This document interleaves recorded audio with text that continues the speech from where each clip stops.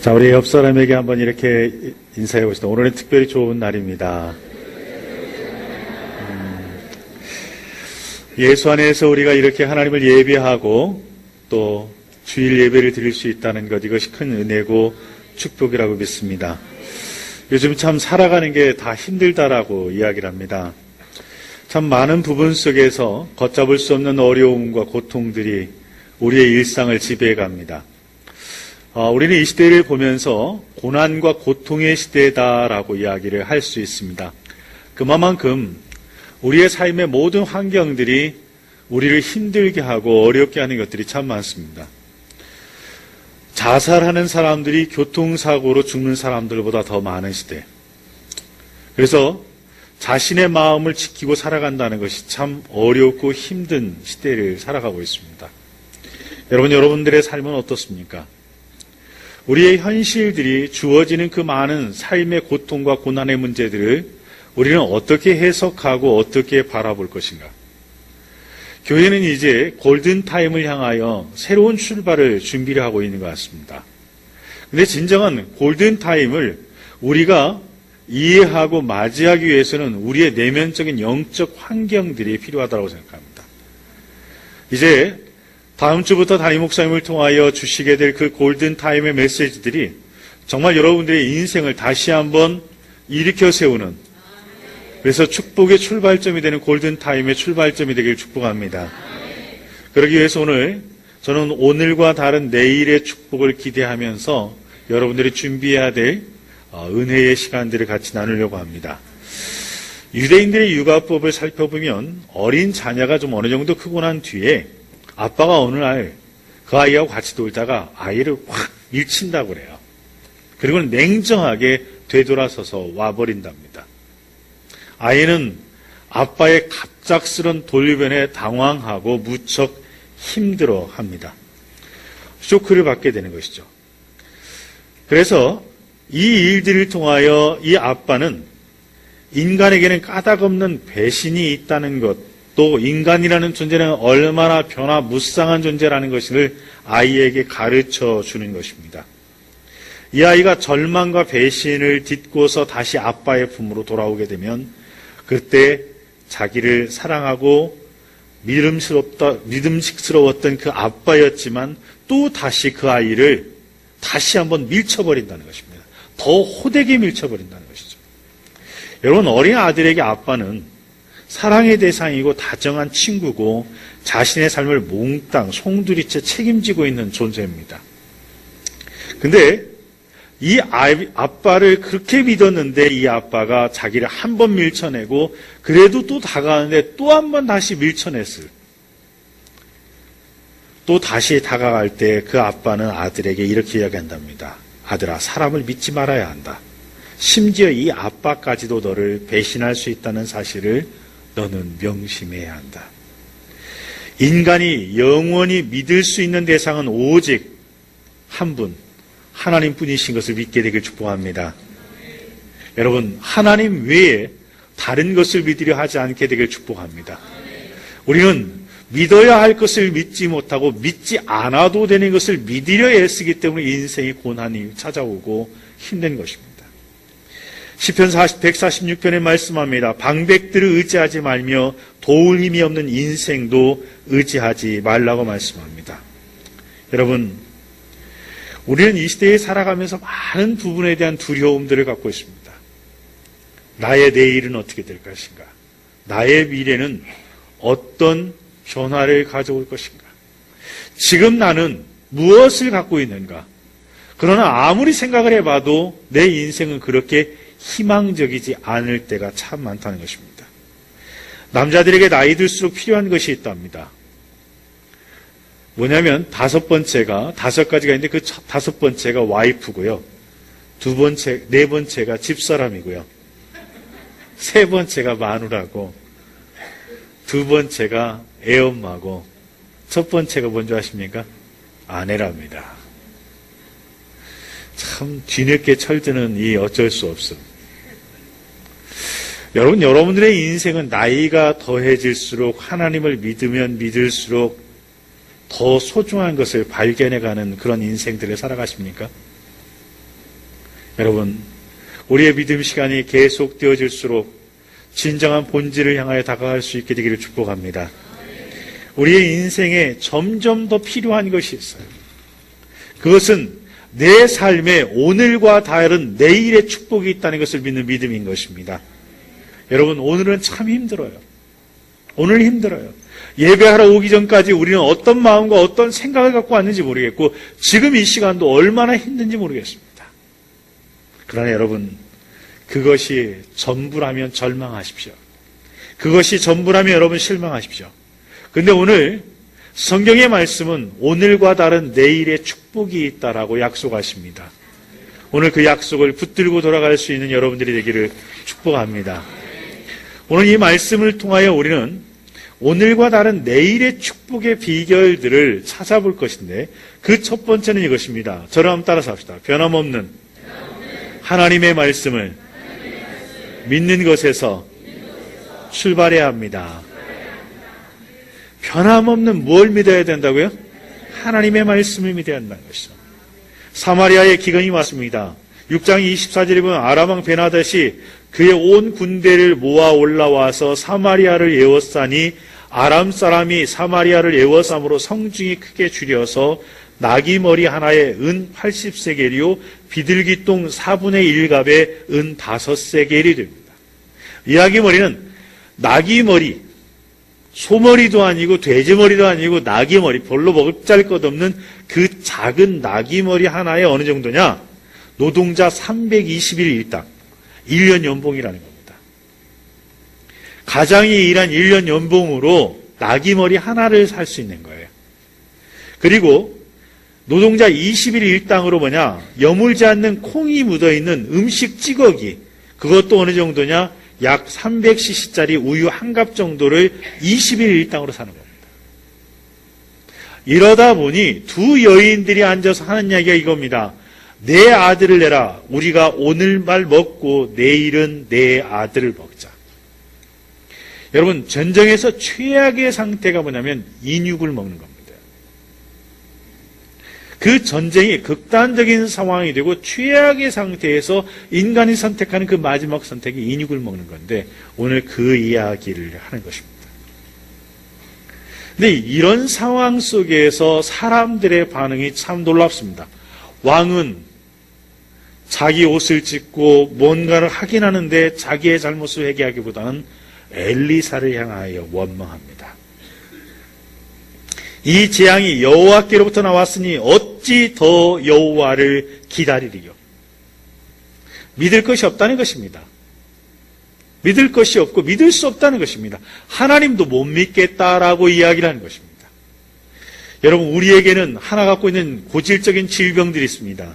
뭐냐면 기도응답 조급증입니다. 눈 감았다 뜨면 하나님이 응답하셔야 된다고 생각합니다. 세상에 어떤 일이 눈 감았다 뜨는데 됩니까? 여러분, 우리가 하나님의 때를 기다리고 하나님의 은혜를 기다린다면 하나님의 시간에 맞춰서 기다릴 수 있는 믿음이 있게 되길 축복합니다. 여러분, 이 사마리아 상은 어쩌면 오늘 우리가 살아가고 있는 우리의 현실일지도 모르겠습니다. 그런데 이 기근 속에서 사람들의 유일한 소망은 배불리 먹고 배불리 마시는 것입니다. 육적인 문제였던 것입니다. 여러분, 오늘 우리의 삶이 주일이고 이렇게 예배하는 일에 집중할 수 있다는 것에 감사할 수 있게 되길 축복합니다. 그들은 이런 마음과 이런 생각이 아니라 그냥 먹는 것, 먹을 수 있으면 너무 좋겠다는 생각밖에 없습니다. 오직 육신만을 위하여 살기 위하여 육신을 살리기 위하여 전념한 삶, 집중된 삶을 살아가고 있는 것입니다. 사마리아 성의 이러한 현실이 이루어진 것에 대하여 슬피 울며 기도하는 사람이 아무도 없습니다. 왜 우리가 이런 일들을 경험하게 되었는지 하나님 앞에 회개하는 사람도 없습니다. 하나님의 뜻을 구하는 사람도 없습니다. 자기가 낳은 자식이라 할지라도 먹을 수 있기만 하면 다행인 줄 알고 살아가는 이 사람들. 어쩌면 이 시대에 돈만 있으면 된다고 하는 사람들, 성공하기만 하면 된다라고 생각하는 사람들과 다를 바 아무것도 없습니다. 자신의 성공과 자신의 이익과 감정이 맞지 않으면 남편까지 죽이고 자신의 욕망대로 어린아이를 성폭행하는 이 막대먹은 세상. 아마 이 세상은 자기 자식을 잡아먹는 어미와 다를 바 없다라고 생각합니다.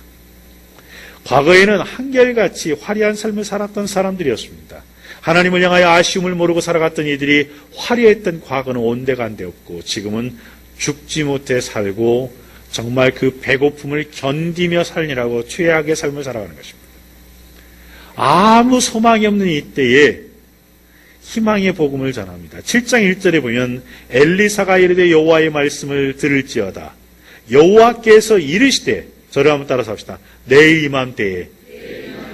언제요? 내일 이맘때에 어떤 일이 벌어질 걸 이야기하냐면 사마리아 성문에서 고운 밀가루 한 사엘을 한 세겔 매매하고 보리 두 스아를 한 세겔로 매매하리라. 여러분, 한 스아가 7.2리터입니다. 머리 하나, 나귀 머리 하나가 1년 연봉인데 이제 한 세겔, 얼마 안 되는 겁니다. 아주 작은 돈으로 어떻게 해요? 7.2리터의 고운 가루를 살 수 있다는 것입니다. 사마리아 주변은 강력하고 수가 많은 아람 군대로 포위되어 있습니다. 성 안에는 기근이 있고 성 밖에는 칼이 기다리고 있습니다. 자신들은 먹을 거라는 아무것도 존재하지 않습니다. 그런데 고운 가루와 보리는 정말 꿈에 그리던 음식입니다. 너무너무 먹고 싶고요. 너무너무 정말 그들의 간절한 기도의 제목과 같은 것입니다. 자신의 생전에는 다시 맛볼 수 없는 음식이라고 결정해버린 고운 가루가 내일 이맘때에 헐값으로 판매된다는 것입니다. 여러분, 이걸 이 상황에 있다면 믿을 수 있겠습니까? 저는 솔직히 잘 모르겠습니다. 일주일도 한 달도 아닌 언제요? 내일 이맘때에. 그게 가능하다라고 생각할 수 있을까요? 하나님의 말씀의 약속은 우리에게 도저히 이루어질 수 없다. 우리가 도저히 기대할 수 없다고 생각되는 그 순간에, 그리고 그 상황 속에서 우리에게 약속으로 주어진다는 것을 여러분 기억할 수 있게 되길 축복합니다. 아브라함의 100세의 아들 낳을 것을 누가 기대하고 누가 상상할 수 있었을까요? 여러분, 출애굽한 이스라엘 백성들을 쫓아오는 그 마병들을 바라보며 자기들 앞에 있는 홍해가 갈라질 거라고 상상했었던 이스라엘 백성들은 몇 명이나 있을 수 있었을까요? 바위를 갈라 갈증을 시달리는 그 이스라엘에게 물을 줄 것을 누가 생각했고 만나와 메추라기가 그들이 40년 먹을 양식이 될 거라는 것을 상상했던 사람이 어디에 있었을까요?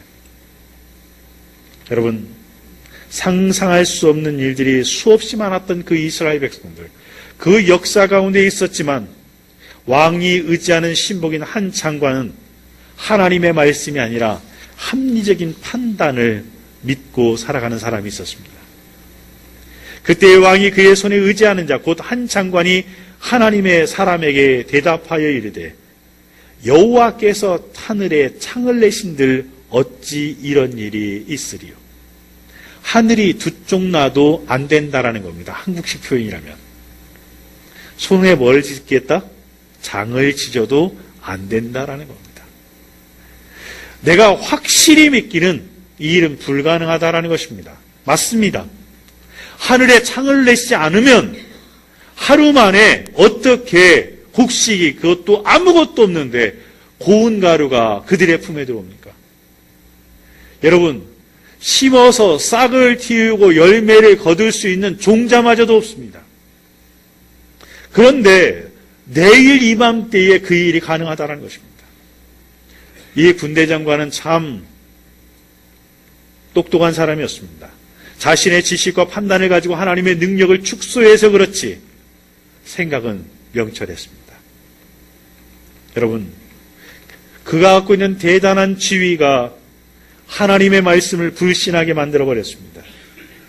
장관은 하나님의 말씀을 듣는 순간 고민할 필요도 없이 분명하게 확신하게 되었습니다. 그리고 하나님의 예언을 믿고 조롱합니다. 여호와께서 창을 내신들 이런 일이 가능해? 야, 웃기지 마. 이렇게 이야기하는 겁니다. 이 거짓 선지자 엘리야야. 너는 우매한 백성들을 가문이설로 속이고 있어. 그런데 나는 절대로 못 속인다라고 이야기하는 것입니다. 이 장관의 똑똑한 머리와 지식이 하나님의 말씀을 면박하고 있는 것입니다. 왕의 장관의 말과 같이 하나님의 예언은 세상과 비교해 봤을 때, 세상의 지식과 비교해 봤을 때 합리적이지 않습니다. 엘리사의 말은 전적으로 세상의 합리성 앞에서는 빛을 잃어버립니다.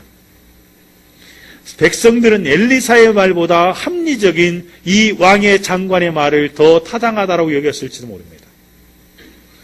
여러분, 이 강대상회에서 선포되어지는 수많은 하나님의 말씀들, 그 말씀들이 세상의 합리성 앞에 나가면 얼마나 타당성을 갖게 될까요?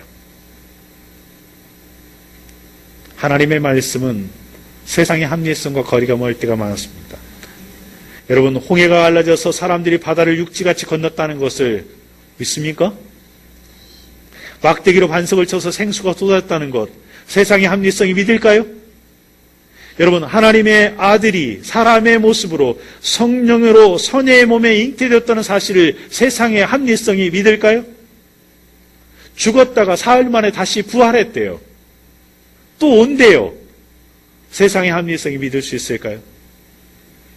여러분, 성경은 합리적이 아니라는 것이 아닙니다. 단, 세상의 합리성과 거리가 멀다라는 것입니다.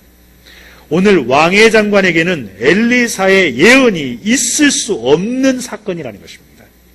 당장 먹을 것이 없고 성문을 지키고 있는 군대들 때문에 개미새끼 한 마리 나갈 수 없는 그 상황 속에서 양식을 얻는다는 것은 불가능하고 절대로 있을 수 없다는 것입니다. 여러분, 이 왕의 장관은 엘리사가 하나님의 말씀을 예언할 때 믿어지지 않는다고 비웃고 조롱했습니다. 하나님을 무시했습니다. 불신앙을 가지고 하나님의 엄중한 말씀을 조롱했습니다. 불신앙은 인간이 갖고 있는 하나님의 축복을 부도나게 만드는 엄청난 죄악입니다. 결국 이 장관은 자기 입술의 열매를 먹고 엄청난 저주를 경험해야만 했습니다.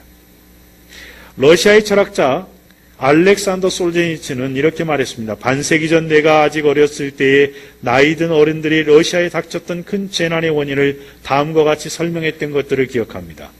사람들이 하나님을 잊어버렸고 바로 그 때문에 이 모든 일이 일어났습니다. 그 이후로 저는 50년 가까이 러시아 혁명의 역사를 연구했습니다. 만약 6천만 명에 달하는 우리 민족을 삼켜버린 그 파괴적인 혁명의 주 원인을 가능한 간결하게 말하라고 한다면 저는 같은 대답을 반복하는 것보다 더 정확하게 이유를 설명할 길이 없습니다. 사람들이 하나님을 잃어버렸고 바로 그 때문에 이 모든 일이 일어났습니다. 이스라엘 백성들이 무너질 때 공통적인 현상이 있었습니다. 그들은 하나님의 말씀을 잊어버렸었습니다. 성경책 자체가 그들의 삶이 없었습니다. 여러분, 성경을 펴고 일상을 보내십니까? 성경 없이 일상을 보내십니까? 여러분들이 이 왕의 장관처럼 살아간다면 여러분들은 성경 없이 일상을 살아가고 있는 것입니다. 엘리사처럼 인생을 살아가고 있다면 여러분들은 하나님의 말씀을 펴고 그 말씀을 듣고 믿고 살아가는 것입니다. 여러분, 누구처럼 살아가길 원하십니까? 환난 가운데서 하나님의 말씀에 귀 기울인 것, 그것 자체가 축복입니다. 시편 119편 11절에 이렇게 말씀합니다. 내가 주께 범죄치 아니하여 주의 말씀을 내 마음에 두었나이다. 시편 38편은 말씀합니다. 의인의 입은 지혜를 말하고 그 혀는 공의를 이루며 그 마음에는 하나님의 법이 있으니 그 걸음에 실족함이 없으리로다. 환난은 고통의 시간이 아닙니다. 따라서 해봅시다. 하나님의 은혜를 경험할 수 있는 기회입니다. 근데 우리는 이렇게 이야기하죠. 하나님 그런 기회는 딴 사람한테 주시고요. 내가 원하는 것만 그냥 주세요라고 이야기를 합니다. 십자가 없는 부활이 없습니다. 오해는 소망에 대한 이야기를 할 겁니다. 여러분, 환난 가운데서 우리가 있을 때에, 그 환난 가운데 있을 때 하나님은 우리를 어떻게 여기시는지 성경은 말씀해 주십니다. 이사야 66장 2절에 보면 무릇 마음이 가난하고 심령에 통회하며 내 말을 듣고 떠는 자 그 사람은, 따라서 읽읍시다. 내가 돌보려니와. 내가 돌본다라는 이 하나님의 말씀은 무슨 말씀이냐? 내가 그 사람을 존귀하게 여기겠다라는 것입니다. 여러분, 환난을 당하는 것이 문제가 아니라 하나님이 나를 존귀하게 여기시는가, 하나님이 나를 무시하고 계시는가, 하나님이 나를 외면하고 계시는가가 더 중요하다는 것입니다. 사자 불에 들어갈 수도 있고 불에 들어갈 수 있습니다. 그러나 그 시간 하나님이 나를 돌보시면, 그 시간 하나님이 나를 존중히 여기시면 사자가 내게 위협이 되지 아니하고 불이 나를 위협할 수 없다라는 것입니다. 여러분, 그렇다면 우리의 환경이 중요한 것이 아니라 하나님이 나를 그 순간에 존중히 여기시고 존귀히 여기시는가 아니시는가가 더 중요하다는 것입니다. 여러분, 하나님이 여러분들을 돌볼 수 있는 사람들이 되길 축복합니다. 근데 우리는 무엇을 보죠? 환경을 봐요. 지금 내가 불편한 것들을 어떻게 해결해 보려는데 최선을 다합니다. 여러분, 하나님의 말씀을 먼저 보고 그 말씀을 믿을 수 있게 되길 축복합니다. 환난 가운데 우리에게 주시는 그 말씀을 마음에 담으십시오. 그 마음에 담은 말씀을 떠는 마음으로 사랑하며 말씀을 믿음으로 붙들고 기도할 수 있게 되길 축복합니다. 청말 뒤에 무들처럼 하나님의 말씀을 손가락으로 짚어가면서 기도할 수 있게 되길 바랍니다. 여러분, 우리가 하나님의 말씀을 붙들고 기적을 일으켰던 수많은 사람들이 있지 않습니까? 그 모든 하나님의 사람들이 전부 다 하나님의 말씀을 짚어가면서 기도했다는 거예요. 저도 얼마 전에 너무 마음이 힘들고 어려워요. 그래서 밤중에 잠이 안 와요. 그래서 성경을 말씀을 펴놓고 말씀을 손으로 짚어가면서 기도했어요. 말씀을 짚어가면서 기도해요. 하나님의 말씀 밖에는 내 마음이 머물 곳이 없다는 걸 믿을 수 있게 되길 축복합니다. 여러분, 우리는 이 말씀이 손으로 금을 긋는 것 뛰어넘어서 그 말씀을 정말 짚어가면서 하나님 이 말씀을 내 마음속에 주시고 내 삶의 출발점을 주시고 내 생각의 출발점이 될 수 있게 도와주시옵소서. 여러분, 여러분들의 인생에 대하는 다른 것이 없습니다. 저는 가정사역자입니다. 심리학을 공부했습니다. 옛날에는 제일 웃기게 들렸던 말이 뭔지 아십니까? 우리 담임 목사님 같은 담임 목사님들이 기도하십시다. 기도하세요. 말씀을 볼 수 있길 바랍니다. 이 말을 가지고 제가 조롱했던 때가 있습니다. 목사님들은 맨날 말씀 보라고 하죠. 기도하라고 그러죠. 근데 여러분, 그것만 갖고는 안 됩니다라고 이야기했던 멍청한 시절이 있었습니다. 근데 제가요, 사역을 지금 20년 넘게 해옵니다. 이 사역을. 시간이 지나면 지날수록 제가 하는 얘기가 뭔지 아십니까? 기도하십시오. 말씀을 붙드십시오.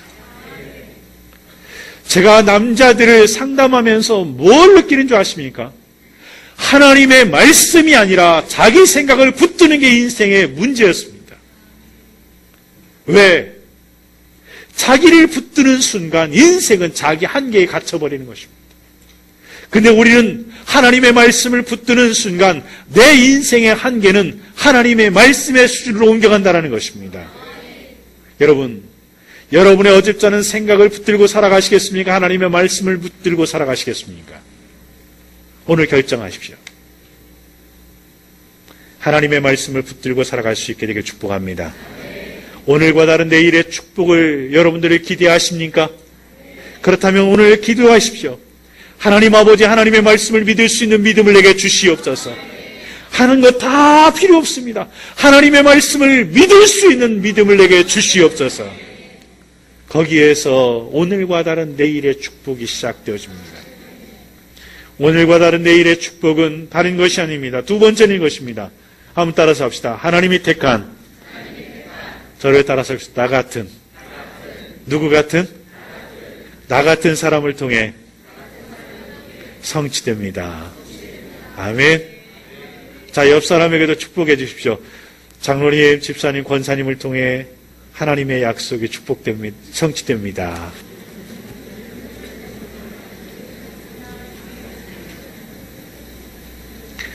여러분, 누구 같은 사람? 나 같은 사람. 굳이 여러분들이 얼마나 죄인인지를 이야기하지 않겠습니다. 우리 모두는 연약하고 부족하지요. 다 연약하고 부족해요. 우리 가운데 있는 이 참담한 현실을 누가 해결할 것이냐라는 겁니다.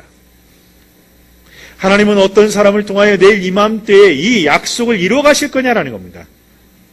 근데 하나님은 늘 우리의 예상과 지식을 초월해 가십니다.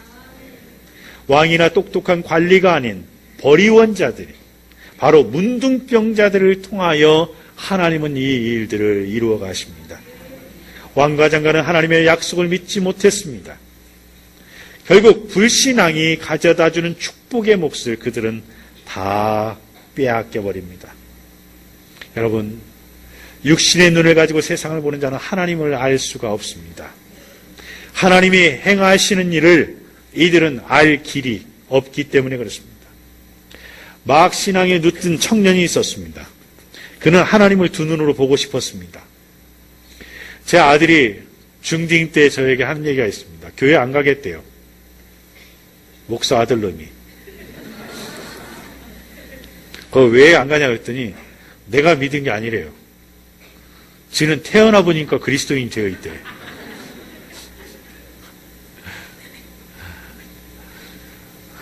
그렇게 앙탈을 부리고 그날 뭐 했냐? 조금 지났더니 전화하더라고요. 누군가 전화했더니 지 전도대상자에게 전화해가지고 이제 깼다고 막 신경질을 부려요. 조금 전에 교회 안 가겠다고 한 것과 전도대상자에게 신경질을 부린 것, 그 두 사이에 저는 무엇을 믿어야 될지 약간 헷갈리제이션했습니다. 그러면서 제 아들이 하는 얘기예요. 자기가 하나님을 직접 보고 느껴보고 싶다라는 거예요. 제 딸도 그런 얘기를 하더라고요. 아빠, 예수를 막 믿은 사람들이 참 부럽대요. 왜 그러냐 했더니 자기는 정말 하나님에 대해 흔들림 없는 믿음은 있는데 뭔가 이렇게 가슴에 뜨거운 것이 확 올라오진 않는데요. 이번에도 대학원 조교를 하고 그리고 또 교회에서 리더를 해야 되고 또 종합시험 있죠. 여러 가지 일들이 있으니까 논문 써야 하죠. 그러니까 리더를 해야 될지 말아야 될지 고민을 하더라고요. 어떻게 했으면 좋겠냐 그랬더니 아빠 리더를 하긴 해야 되는데 어떻게 해야 될지 참 힘들어서 고민한다고 이야기를 해요. 그래서 제가 그랬어요. 고민하지 마라. 너는 태어나기 전부터 하나님이 키우셨다. 성도들이 헌신하고 성도들의 그 사랑과 그 성도들의 축복을 먹고 너는 컸기 때문에 너는 고민할 이유 없이 그냥 해야 된다. 넌 선택 과목이 아니라 순종 과목이다. 그랬더니 제 딸이 그러더라고요. 아빠 그렇지? 그리고 하더라고요.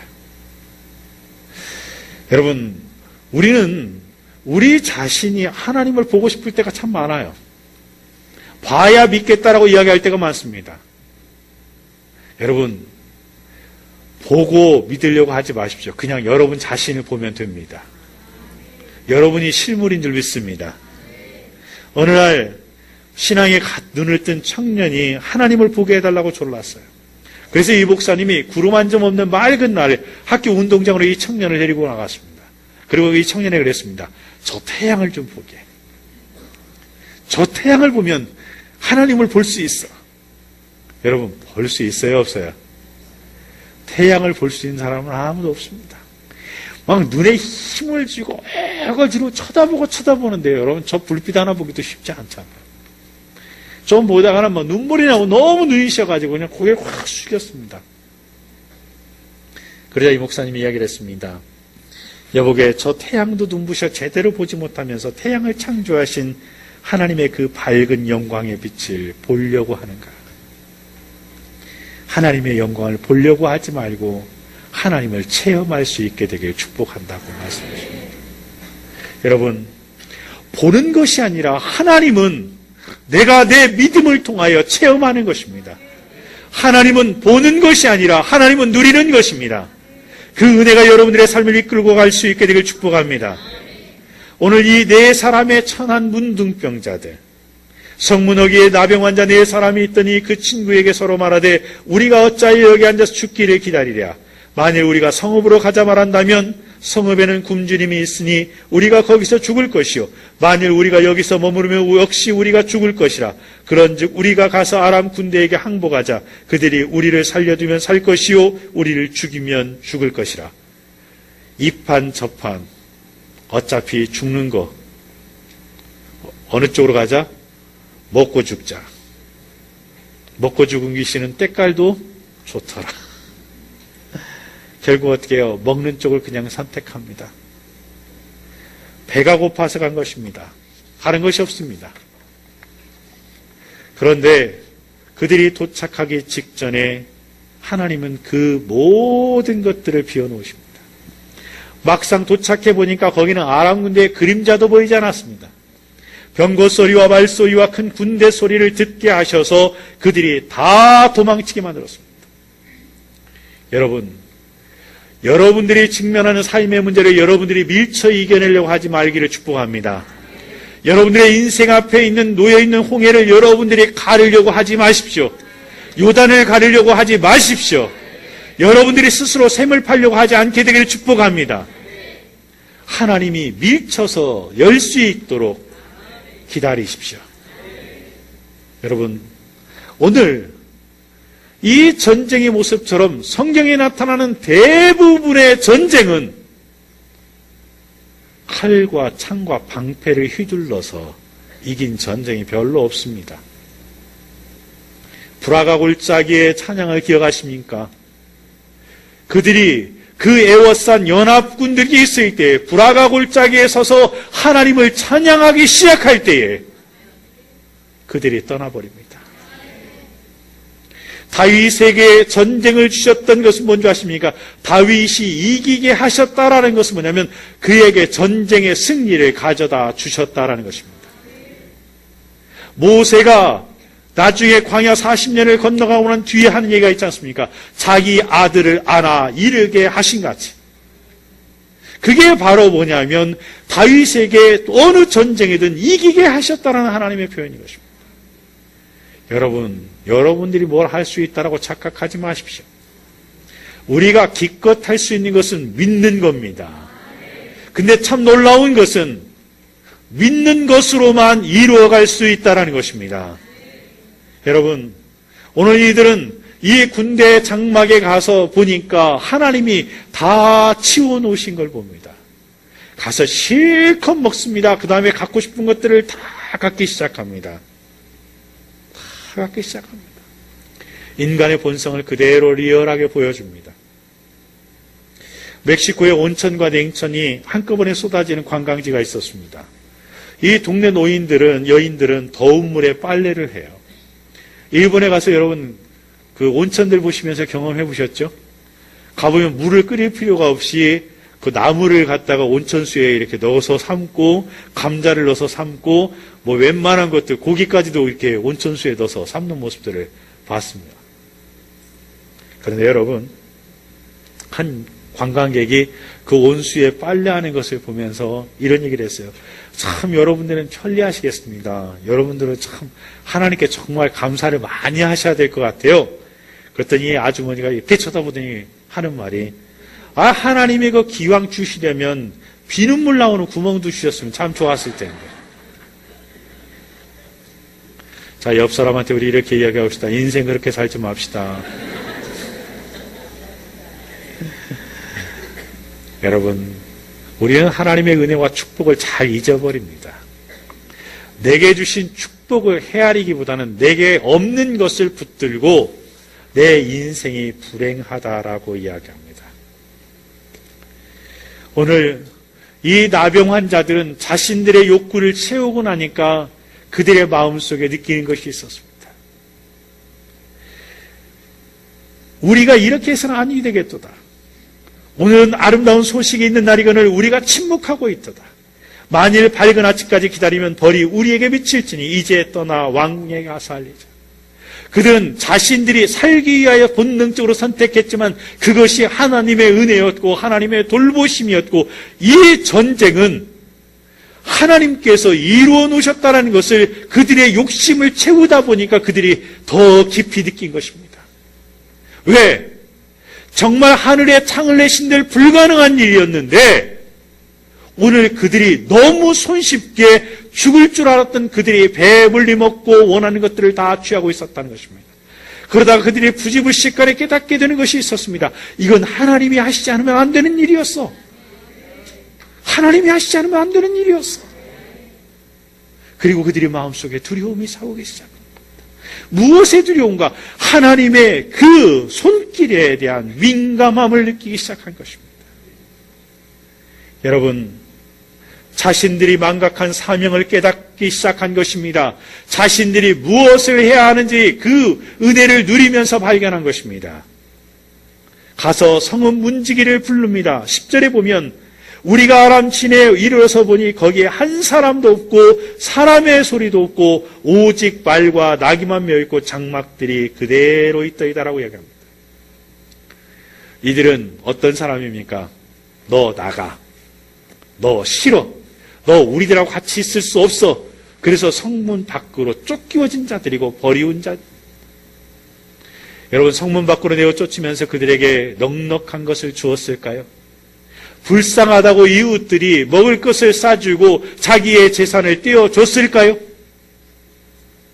아무도 그들에게 가까이 다가가려고 하는 사람들이 없었을 것입니다. 여러분, 힘들고 어려울 때 누가 여러분들 곁에 옵니까? 이 세중앙의 식구는 힘들고 어려울 때 형제들보다 돌보는 교회가 될 수 있게 되길 축복합니다.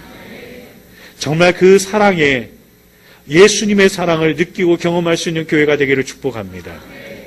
근데 사마리아 사람들은 이 문둥병자들에게는 그런 은혜를, 그런 자비를 베풀지 않았습니다. 다 자신들을 학대하고 괄시했던 사람들입니다.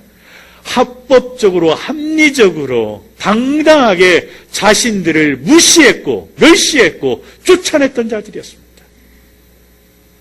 그들은 화려한 옷에 자신들의 그 조그마한 상처의 흔적이라도 닿을까봐 두려워하고 멀리했던 사람들이었습니다.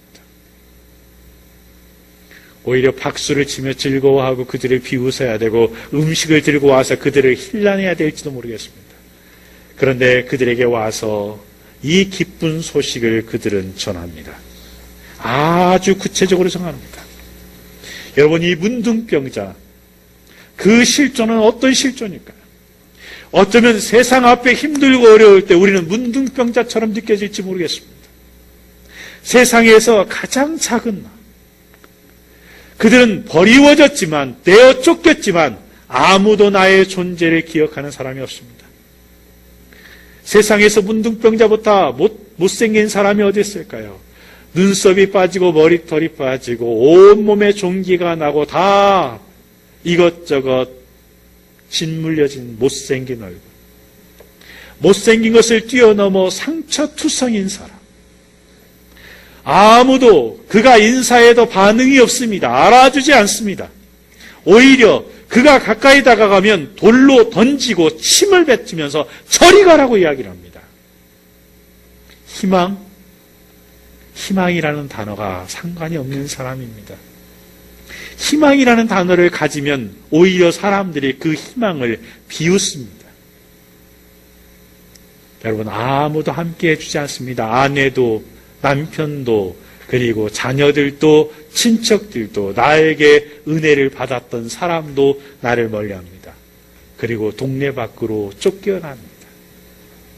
그게 바로 이 문둥병자들의 실존이었습니다. 여러분, 어쩌면 우리는 세상 속에서 이 문둥병자의 실존처럼 나의 무력하고 무기력하고 한계에 갇힌 나의 모습을 발견할 때가 참 많을 것입니다. 그때 우리는 얼마나 외롭고 얼마나 힘들고 얼마나 큰 좌절이 나를 짓누르십니까? 그런 나라 알지라도 하나님은, 따라서 해봅시다, 나를 축복의 통로로 사용하십니다. 아멘. 여러분 잊지 마십시오. 나는 왕이 아닙니다. 나는 왕의 장관도 아닙니다. 그런데 하나님이 내가 문둥병자와 같은 나를 하나님의 오늘과 다른 내일의 축복, 내일 이맘때에 내게 주시겠다고 했던 그 축복의 통로로, 축복의 확인자로, 축복의 전달자로 나를 사용하실 것이라는 것입니다.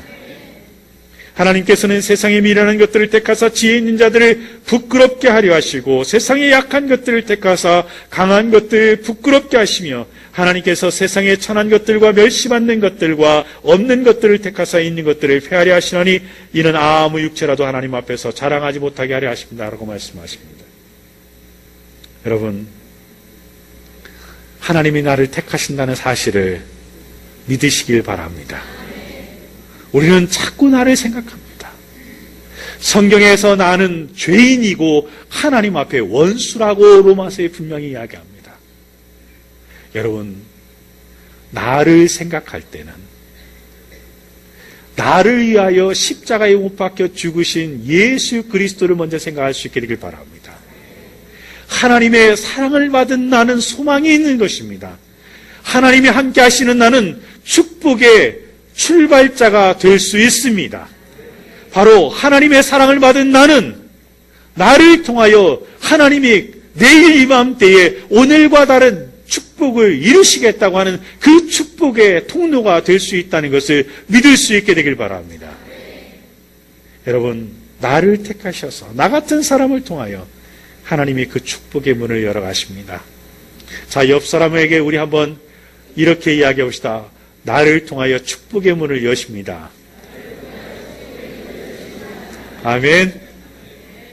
여러분, 이 사실을 오늘 믿을 때에 그 믿음이 여러분들의 인생의 골든타임을 열어갈 수 있으리라 믿습니다.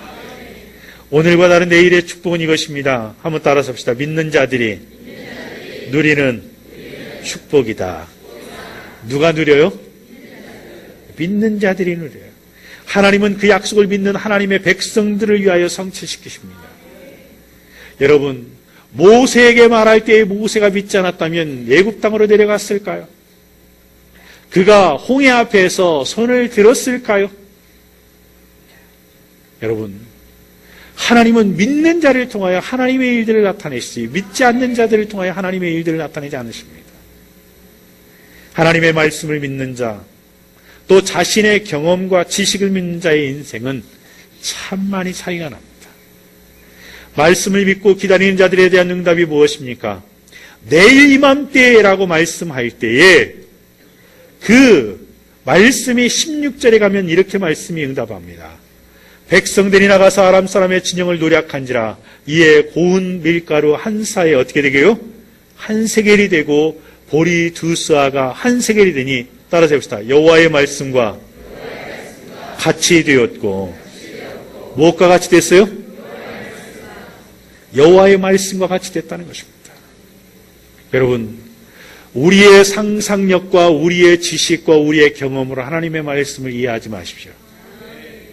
그냥 하나님의 말씀은 하나님의 말씀과 같이 될 거라는 것을 믿을 수 있게 되길 축복합니다. 그들은 아람 사람들이 허겁지겁 도망가느라 금이며 은이며 옷이며 장막이며 병거며 말이며 모든 것들을 고스란히 그대로 두고 갔다는 것입니다.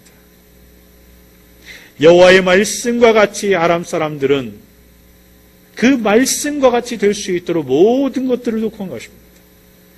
이스라엘의 궁핍은 그들이 전혀 생각할 수 없는 방법, 얼마나 그들이 해결책이 없으면 자식을 먹자라고 이야기했겠어요. 그런 상황에서 그들이 생각할 수 없는 방법, 생각하지 않았던 방법으로 채워졌다는 것입니다. 이것이 바로 우리 인생을 향한 하나님의 말씀의 진실성입니다. 우상을 숭배하던 왕들이 섬기던 이들이 하나님이 어떤 분이신지를 알게 된 것입니다. 엉터리 같고 꿈 같은 자의, 꿈꾸는 자의 말과 같은 그 하나님의 말씀이, 그 황당한 하나님의 말씀이 가장 분명한 현실이 되었습니다. 여러분, 하나님의 말씀은 100% 믿는 사람들에게 100%의 축복과 응답이 있는 줄 믿습니다. 헬렌 켈러는 말합니다. 나에게는 너무나 많은 것이 주어졌다. 나에게는 어떤 것들이 없는지 생각하며 머뭇거릴 시간이 없다. 여러분, 헬렌 켈러와 같은 고백이 있게 되길 축복합니다. 왜냐하면 전적으로 믿고 의뢰하는 자는 하나님의 축복을 받는 일을 세기조차도 어렵다라는 것입니다. 지난 주간에 저희 부부가 앉아서 이야기한 것이 바로 그겁니다. 지나온 인생, 정말 단칸방에서 어렵게 시작했던 저희들의 인생, 아이들 셋을 키우고 저희들의 사역, 저희들이 지금 누리고 있는 것들, 저희가 하고 있는 일들, 앞으로 이루어갈 일들 하나하나 생각하는데요. 부부가 잠을 잘 수 없을 정도로 하나님이 설레이게 하시고 그 많은 것들을 이루어 주신 거예요. 여러분, 우리에게 주신 그 은혜와 축복들을 믿고 감사할 수 있게 되길 바랍니다. 여러분, 하나님의 말씀은 믿는 자들에게 믿음만큼 하나님의 말씀대로 응답되지만 믿지 않는 자들에게는 믿지 않는 믿음대로도 하나님은 그대로 응답하신다는 것입니다. 2절에 보면 오늘 말합니다. 여호와께서 하늘에 창을 내신들 이 일이 가능하겠냐? 그러자 엘리사가 뭐라고 이야기합니까? 내가 내 눈으로 보리라. 그러나 그것을 뭐하리라? 먹지는 못하리라. 보는데 뭐 한다고요? 이보다 더 불행할 수는 없습니다. 하나님의 축복이 누구만 비껴가요? 나만 비껴가는 거예요, 여러분. 나만 해당이 안 되는 거예요. 왜? 뭐였기 때문에? 믿지 않았기 때문에. 하나님의 말씀을 불신한 사람에게도 100% 응답이 옵니다. 17절을 보면 왕이 그의 손에 의지하였던 그의 장관을 세워 성문을 지키게 하였더니 백성이 성문에서 그를 밟음에 하나님의 사람의 말대로 죽었으니 곧 왕이 내려왔을 때에 그가 말한 그대로라. 하나님의 말씀대로 됐고 하나님의 말씀대로 내일 이맘때에 오늘과 다른 축복을 주시겠다는 그 축복을 누린 사람들이 있고 하나님의 사람의 말대로 죽은 사람이 있다는 것입니다. 여러분, 학문을 닦지 말라는 것이 아닙니다. 지위가 올라가는 것을 싫어하는 말이 아닙니다. 나라의 장관이 되지 말라는 것이 아닙니다. 많이 가진 부자가 되지 말라는 것이 아닙니다. 여러분들이 갖지 말라가 아니라 가졌을 때 감사하고 믿을 수 있게 되길 축복합니다. 더 큰 믿음을 가질 수 있게 되길 축복합니다. 가졌을 때 우리는 하나님의 축복을 헤아릴 수 있어야 돼요. 저희 쌍둥이 나놓고요. 아내가 휴직을 했습니다. 제 사례비 그때 65만 원. 은행에 들어갈 돈이 60만 원이었습니다. 11조하고 감사한금하고 나면 은행에 들어갈 돈 주고 나면 먹고 살 것이 아무것도 없었습니다. 저의 인생에 그런 시간이 있었습니다. 정말 누우면요 천정이 이렇게 내려오는 것 같았고요. 쌍둥이 분유는 뭘로 먹이고 쟤들 어떻게 공부시켰을까? 어제 청계산 올라가면서 제 아내하고 그런 얘기를 했습니다. 나는 내 아이들 대학교까지 가르치는 거, 대학 들어갈 때까지 가르치는 게 두려움이었다. 쌍둥이 나놓고 정말 아무것도 없을 때 그때 생각해보면 참 두려웠다. 가장으로서 너무너무 두려웠다. 그런데 내 아이들이 커서 대학을 들어가고 대학원을 들어가고 내가 이렇게 하나님을 위하여 많은 일들을 해야 할 수 있는 이 상황이 되어진다는 것 자체가 나는 너무나 감사하고 축복이다. 그래서 내 마음속에 다른 것이 없다. 이제는 하나님이 무엇을 원하실지에 대한 그 소망 외에는 다른 것이 아무것도 없다. 여러분, 그때 저희 집에 정말 먹을 것이 없었어요. 그러면요, 성도들이 누군가 사과 한 상자를 가져옵니다. 고기를 사옵니다. 정말 그리스도인과의 삶을 살았습니다. 근데 그 주제에 그때 했던 일이 뭔지 아십니까? 사과 한 상자가 들어오면 이 사과 한 상자를 갖다 놓고 감사 기도를 하고 나면 꼭 하나님이 주시는 마음이 뭐냐면 우리 교회에 이거 못 먹는 성도가 누가 있을까? 그러면 그거 가지고 와서 신방 갔습니다. 고기를 누가 넉넉하게 가져오면 고기를 가져다 나눠줬습니다. 그런데 한 번도 고기가 떨어진 적이 없고 과일이 떨어진 적이 없습니다. 쌍둥이 분유를 걱정하고 쌍둥이 기저귀를 교회 갈 때 기저귀를 걱정했더니 쌍용제지에 다니는 집사님이 보너스를 탔는데 쌍둥이밖에 떠오르지 않더래요. 그래서 보너스 전체를 털어가지고 공장가로 기저귀, 물티슈, 곽티슈 종류별로 다 사다가 베란다를 채워줬습니다. 여러분, 우리는 무엇을 믿고 무엇을 의지하느냐에 따라서 인생을 사는 방식이 달라집니다. 여러분, 어느 쪽을 선택하십니까? 어느 쪽을 선택하시겠습니까? 결정하십시오. 여러분들의 골든타임에 대한 메시지가 다음 주부터 선포되어질 텐데 그 말씀을 어떤 태도로, 어떤 마음으로, 어떤 믿음으로 여러분들이 듣고 여러분들의 가슴에 담고 여러분들의 삶 속에 그 말씀을 자라게 할지 오늘 결정하십시오. 여러분들이 오늘 여기에서 그런 믿음의 결단들이 없다면 담임 목사님에게 주셨던 그 은혜가 왕의 장관이 보았던 것과 똑같은 상황이 될 수 있을 것입니다. 왕의 장관에게는 오늘에는 하나님이 없었고 그에게는 현실만이 있었기 때문에 그렇습니다. 여러분은 무엇을 믿겠습니까? 왕의 장관처럼 하나님의 말씀을 불신하고 모든 것들을 불신할 때에 자신의 인생이 사람들에 의하여 짓밟힐 수 있다는 것, 그것을 경험하기 원하십니까? 하나님의 진노가 믿지 않는 자들에게 얼마나 확실한가를 여러분들의 삶을 통하여 증명하는 샘플이 되기를 원하십니까? 여러분의 입술을 조심할 수 있게 되길 축복합니다. 이제 여러분은 믿은 대로 기도할 것입니다. 믿은 대로 말할 것입니다. 여러분들에게 주신 그 은혜가 여러분들의 입술을 통하여 기도가 되어지고 나누어질 수 있게 되길 축복합니다. 우리의 입술을 통하여 하나님을 예배하기도 하고요. 우리의 구원도 입술을 통하여 확인되어집니다. 그래서 성경은 마음으로 믿어 의에 이르고 입으로 시인하여 구원에 이른다고 말씀하지 않습니까? 여러분의 입술이 왕의 장관의 입술이 되지 않게 되길 축복합니다. 하나님을 높이고 하나님을 인정하십시오. 그리고 다음 주부터 이제 이 인생의 골든타임, 영적인 골든타임에 대하여 주실 그 하나님의 말씀을 여러분들의 입술로 그대로 담으십시오. 그리고 여러분들의 입술로 그대로 하나님 앞에 기도하십시오. 그리고 그 입술로 여러분들이 나누고 가족들을 축복하며 살아갈 수 있게 되길 바랍니다. 여러분들의 입술이 하지 말아야 할 일이 있습니다. 하나님의 교회를 비판하는 일에 여러분들의 입술을 사용하지 마십시오. 하나님이 세운 하나님의 사람들을 비판하는 일에 여러분들의 입술을 사용하지 마시길 바랍니다. 여러분, 하나님이 하실 일은 하나님께 맡겨두시는 겁니다. 저는 저희 목회 사역 가운데 경험한 것이 있습니다.